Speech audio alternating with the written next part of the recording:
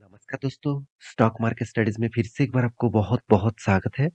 तो आज यहाँ पे मैं डिस्कशन करूँगा एक ऐसी कंपनीज़ के बारे में जो देखा जाए तो एक पीएससी बैंक है, एक मतलब गवर्नमेंट बैंक है। तो बहुत सारे दोस्तों ने कमेंट किया, सर आपने जो टेलीग्राम में इसके एक टेक्निकली चार्ट पैटर्न आपने दिया था और स्विंग ट्रेडिंग के लिए मतलब एक एजुकेशन पर्पस में आपने दिया था, तो वो अच्छा खासा काम किया। क्या फिर से इस कंपनी के ऊपर एक स्विंग ट्रेडिंग बन सकता है? क्योंकि एक रेंज आपने जो दिया था वो रेंज भी टच किया है। क्या उस रेंज को ब्रेकआउट होने के बाद फिर से एक बार नया मोमेंटम देखने को मिलेगा? साथ ही साथ और भी बहुत सारे दोस्तों ने कमेंट किया, सर क्या इस कंपनी फ्यूचर के लिए इन्वेस्टमेंट का लायक है? क्या फ्यूचर में इस कंपनी के ऊपर निवेश करना सही होगा? तो मैं कुछ पॉइंट्स आपके साथ शेयर करूंगा, कुछ डिटेल्स में आपको दिखाऊंगा जहां से आपको क्लियर हो जाएगा कि बैंकिंग स्टॉक में निवेश करना मतलब पीएससी बैंक में निवेश करना क्या सही होता है, क्या गलत होता है। देखिए, सही गलत बताना हमारा काम नहीं है। हमारा काम यही है कि आपको कंपनी के बारे में जानकारी दूं कि उस कंपनी के अंदर क्या चल रहा है, क्या नहीं चल रहा है, वो आपको सारे डेटा के आधार के हिसाब से देखने को मिलेगा। तो चलो इस वीडियो को शुरू करते हैं। शुरू करने से पहले मैं रिक्वेस्ट करूंगा, चैनल को अभी तक सब्सक्राइब नहीं किया तो जरूर कर लेना। टेलीग्राम को जुड़ने के लिए मत भूलिएगा, क्योंकि वहां पे मैं कौन सा स्टॉक के सपोर्ट रेजिस्टेंस बन रहा है, कौन सा लेवल ब्रेकआउट होने के बाद एक मोमेंटम देखने को मिलेगा, वो सब कुछ मैं एक एजुकेशन पर्पस में आपके सामने डालता रहता हूँ, एक लर्निंग पर्पस में डालता रहता हूँ। वो आप देखने के लिए टेलीग्राम को जुड़ने के लिए मत भूलिएगा, उसका लिंक भी नीचे दिया गया है। तो चलो देख लेते हैं आज के स्टॉक के बारे में। देखिए, आप निफ्टी इंडाइसेस के ऊपर आएंगे। निफ्टी इंडाइसेस जितने सारे अलग अलग इंडाइसेस है, बहुत सारे अलग अलग कैटेगरीज के इंडाइसेस है और बहुत सारे इंडाइसेस यहाँ पे देखने को मिलेगा। उसी में देखिए, सेक्टर वाइज अगर सेक्टर आप इंडाइसेस देखेंगे तो आपको एक चीज देखने को मिलेगा, वो है इस कंपनी का अलग अलग सेक्टर। तो मैं आज उसी सेक्टर से जुड़े हुए जिस सेक्टर से कंपनी के बारे में बात करूंगा उसका नाम है पीएससी बैंक। तो पीएससी बैंक मतलब सभी जानते हैं, एक गवर्नमेंट बैंक है। इनमें से लीडर कौन है? State bank of India. उसके बाद कौन है? Bank of Baroda. तो मैं आज उस कंपनी के बारे में बात नहीं करूंगा, आज उसी से जुड़े हुए कंपनीज के बारे में बात करूंगा। जो कंपनी देखा जाए तो छोटा सा है, फिर भी उसमें दम है। तो वो कंपनी कौन सा है?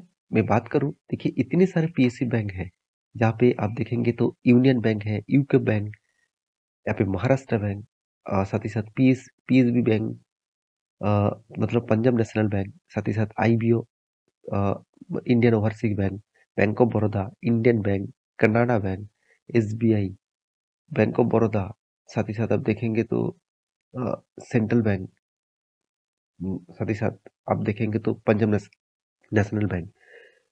तो इस सारे जो बैंक्स है, इस सारे बैंक्स में आज मैं जिस बैंक के बारे में बात करूंगा उसका नाम है यूनियन बैंक। तो यूनियन बैंक के बारे में आज क्यों बात करूंगा? क्योंकि बहुत सारे लोगों ने कमेंट किए थे, सर इस कंपनी ने एक साल की रिपोर्ट के हिसाब से देखा जाए तो कंपनी अराउंड 76% के आसपास रिटर्न दिया। बहुत अच्छा खासा रिटर्न दिया। अगर मैं रिटर्न के हिसाब से मामले में बात करूं तो जितने सारे कंपनीज है उनमें से सबसे ज्यादा रिटर्न अच्छा खासा कौन सा कंपनी दिया? आप देखेंगे कौन? Union bank. तो आज में सॉरी यूको बैंक, उसके बाद इंडियन बैंक, उसके बाद पीएसबी बैंक और उसके बाद इसका नाम आया है यूनियन बैंक। तो यही सबसे बड़ा पॉइंट्स है जो लोगों के मन में यही चल रहा होगा कि एक साल के अंदर अंदर जो कंपनी ने अराउंड 80% का रिटर्न दे चुके हैं, तो क्या उसमें निवेश करना सही होगा? क्या वो फ्यूचर में सही दिशा में निवेश करने के बाद रिटर्न दे सकते हैं? तो चलो अभी बारी है इस कंपनी के डिटेल्स जानने का। तो सबसे पहले कंपनी का कुछ डिटेल्स मैं आपको बता दूंगा। यहाँ पे देख सकते हैं यूनियन बैंक ऑफ इंडिया, जिसका मार्केट कैप है अराउंड, अब बोल सकते हैं 50,000 करोड़। कोई छोटा मोटा मार्केट कैप भी नहीं है। अच्छा खासा मार्केट कैप इस कंपनी में देखने को मिलेगा। मुझे इस कंपनी के ऊपर सबसे जो वीकनेस लगा वो है इसका कासा रेशियो। आप कहेंगे सर कासा रेशियो क्या होते हैं? देखिए, कासा का सीए का मतलब है करंट अकाउंट और एसए का मतलब है सेविंग अकाउंट। इसका मतलब बैंक में पैसा कहाँ से आते हैं? बैंक में ज्यादा से ज्यादातर पैसा करंट अकाउंट और सेविंग अकाउंट के माध्यम से आते हैं। सबसे ज्यादा पैसा आते हैं सेविंग अकाउंट्स के माध्यम से, क्योंकि बहुत सारे लोग सेविंग अकाउंट ओपन करते हैं और पैसा जमा करते हैं।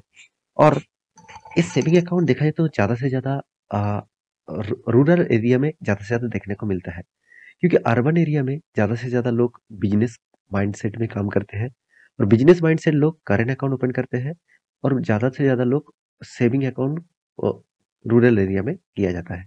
तो कुल मिलाकर 36% के आसपास टोटल कासा रेशियो देखने को मिला। जहाँ पे बाकी कंपनीज के डिटेल्स देखेंगे तो अराउंड 50% के आसपास देखने को मिल सकता है। तो नंबर ऑफ शेयर कितना है? 687 के आसपास, करोड़ के आसपास। तो कंपनी का पी रेशियो ठीक ठाक है। देखिए ये चीज देख के ना बहुत सारे लोग मतलब खुश हो जाता है कि सर पी रेशियो एकदम सस्ते में है, एकदम सस्ते में है। क्या इसके ऊपर निवेश करना सही होगा? देखिए गवर्नमेंट कंपनी कोई भी उठा के देख लीजिए, कोई भी, आपको हर कोई कंपनी में मतलब 100 कंपनी अगर उठा के देख लेंगे, उनमें से 95 कंपनीज में आपको पी रेशियो एकदम 10 के नीचे देखने को मिलेगा। मैं इसीलिए बोलता हूँ पी रेशियो देख के खुश मत हो जाना, क्योंकि पी रेशियो हमेशा गवर्नमेंट कंपनी के ऊपर लो ही देखने को मिल जाता है। इस कंपनी डिविडेंड यील्ड 2.62% के आसपास है और मतलब 1 लाख रुपया में हर साल में आपको 2,600 रुपीज 620 रुपीज के आसपास रिटर्न दिया हुआ है पिछले सालों में। कॉस्ट ऑफ इनकम के बारे में बात करूं तो कॉस्ट ऑफ इनकम 45% है। तो ये थोड़ा सा मुझे पॉजिटिव लगा। और प्रोमोटर होल्डिंग 83% है और इसका प्रोमोटर कौन है? गवर्नमेंट इसका प्रोमोटर है। तो कंपनी का बुक वैल्यू 104 है और कंपनी का जो ट्रेडिंग प्राइस है 104 के नीचे, मतलब बुक वैल्यू के नीचे कंपनी ट्रेड कर रहा है, तो एक अच्छी बात होते है।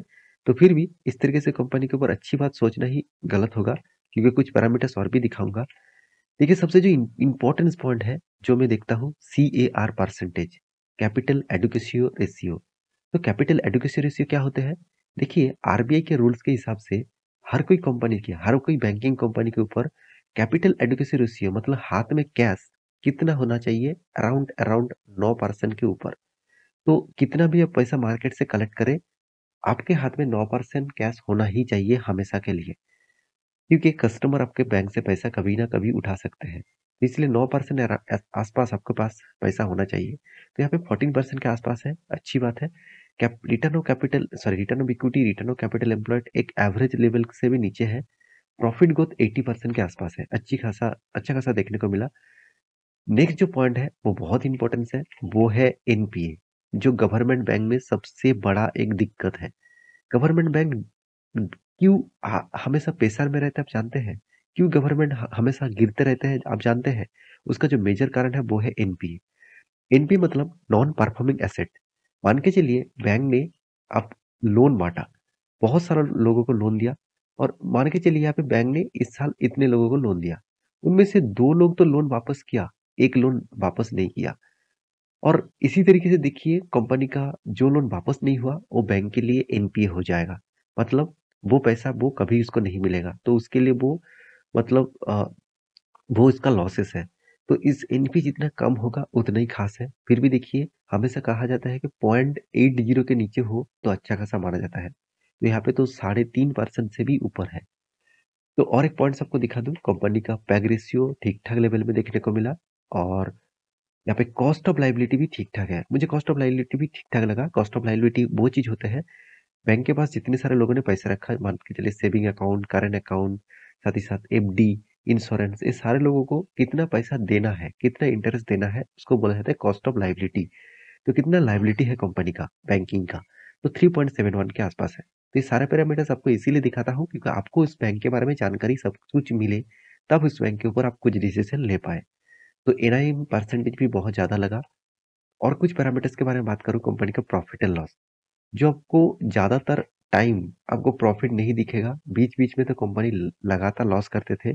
अभी फिर से रिकवरी किया 2021 में, 2022 में, 2023 में, 23 तो चल रहा है।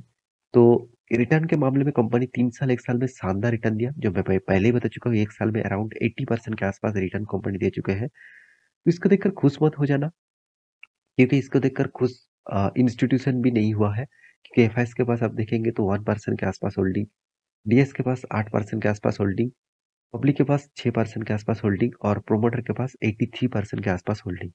आप कहेंगे सर डीएस के पास भी तो बहुत ज्यादा होल्डिंग है। हाँ, डीएस कौन है वो तो देख लीजिए, लाइफ इंश्योरेंस कॉर्पोरेशन, जो हमेशा गवर्नमेंट कंपनी को बचा के आया है, गवर्नमेंट कंपनी के ऊपर निवेश करके आया है। तो मेरे कहने का मतलब सारे पैरामीटर्स आपके सामने मैं रख चुका हूँ। डिसीज़न आपके हाथ में होना चाहिए। और हाँ, चार्ट पैटर्न के बारे में बात करूँ, जो रेंज में आपको दिया था, वो रेंज के बारे में बात करूँ, तो यहाँ पे एक रेंज दिया गया था। वो रेंज एक्चुअली इस रेंज को ब्रेकआउट करने के बाद एक एंटी लेवल मिलेगा और टारगेट आपको इस लेवल तक रहेगा। तो मैं एक एजुकेशन पर्पस में, लर्निंग पर्पस में आपको इसको दिया था। मैं खुद भी एक मतलब ट्रेड भी लिया था और अच्छा खासा प्रॉफिट भी यहाँ पे मुझे मिला। और मेरे हिसाब से नेक्स्ट जो मतलब लेवल रहेगा, अगर इस लेवल को रीटेस्ट करके रीबैक करके ब्रेकआउट होता है, तो एक अच्छा खासा मोमेंटम दिखेगा और एक लॉन्ग जर्नी यहाँ पे देखने को मिल सकता है। और जो जर्नी होगा करीबन 140 रुपीज़ के आसपास। देखिए, कोई रिकमेंडेशन मत समझ लेना, ये लर्निंग पर्पस में आपको दे रहा हूँ। आप स्टडी करना, उसके बाद आपको खुद पता चलेगा कि यहाँ पे आपको कहाँ पे एंट्री लेना है, कहाँ पे आपको एग्जिट करना है। तो ये वीडियो टोटली एजुकेशन पर्पस में था। और जितने सारे लोग लॉन्ग टर्म के लिए सोच रहे हैं इस कंपनी के बारे में, तो मैं जरूर कहूंगा, इस कंपनी में ग्रोथ ऑफ पोटेंशियल उतना ज्यादा नहीं है। बाकी एक बार रिसर्च करना, उसके बाद डिसीजन लेना। तो मिलते हैं नेक्स्ट वीडियो में, तब तक के लिए अच्छे से रहिए, अपने ख्याल रखिए, बाय बाय।